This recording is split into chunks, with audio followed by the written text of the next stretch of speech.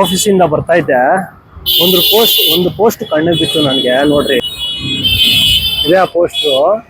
ಎಲ್ಲಿ ಶಿವಾಜಿ ಮಹಾರಾಜು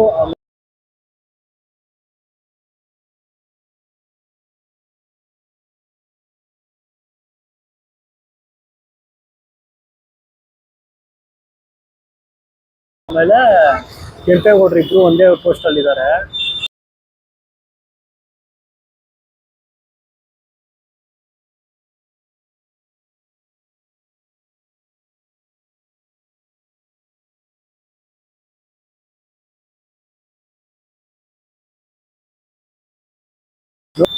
ನಾವು ಇಲ್ಲಿ ಕಿತ್ಲಾಡ್ಕೊಂಡು ಸಾಯ್ತೀವಿ. ಮರಾಠಿ ಆಮೇಲೆ ಕನ್ನಡಿಗಸ್ ಬಂದ್ಬಿಟ್ಟು ಗುರು ಎಲ್ರೂ ನಮ್ಮ ಭಾರತ ದೇಶಕ್ಕಾಗಿ ಹೋರಾಡಿರೋರೆ ಒಂದು ಬೆಳವಣಿಗೆಗೆ. ಸೊ ಅವರೇ ಆರಾಮಾಗಿದ್ದಾರೆ, ಒಂದಾಗಿರ್ತಾರೆ. ನಾವೇ ಜಗಳ ಆಡ್ಬೇಕು ಹೇಳ್ರಿ? ಮರಾಠೀಸು ಆಮೇಲೆ ಕನ್ನಡಿಗಸು ಎಲ್ಲ ಒಂದು ಏನಪ್ಪ ಆಗಿನ ನಮ್ಮ ಮೂಲ ಭಾಷೆಗಳಿವೆ ಎರಡೂ. ಸೊ ಭಾಷೆ ನಡುವೆ ಏನಕ್ಕೆ ಜಗಳ? ಎಲ್ರು ಮನುಷ್ಯ ಅಲ್ವಾ? ಮನುಷ್ಯತ್ವ ಒಂದು ತೋರ್ಸೋಣ, ಏನಂತೀರಾ?